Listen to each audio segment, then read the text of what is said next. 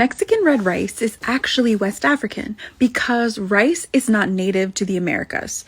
And in West Africa, it was the second place where rice was domesticated. Asia was the first place. And so when Portuguese traders introduced tomatoes to Africa, or West Africa from Mexico, they created jollof rice, which the tomatoes are native to the Americas. And since rice is not native to the Americas, the West African people who were brought to Mexico from West Africa during slavery and during the colonial period, they also created their own version of jollof rice, but in Mexico. And that is called arroz rojo, or red rice, or Mexican red rice. Some people say it's Spanish. It's not Spanish rice. It is actually West African Mexican rice. And so it's interesting to see how rice dishes in Latin American food all stem back to West Africa, because West African people had the cultural knowledge.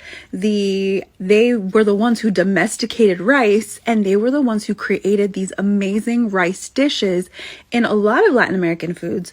And for this example, Mexican red rice was one of the staples that they actually invented.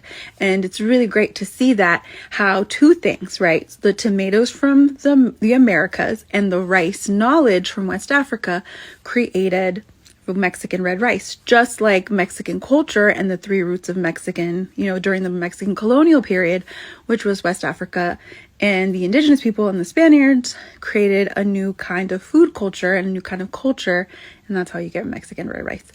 So Mexican red rice is West African. Did you know that?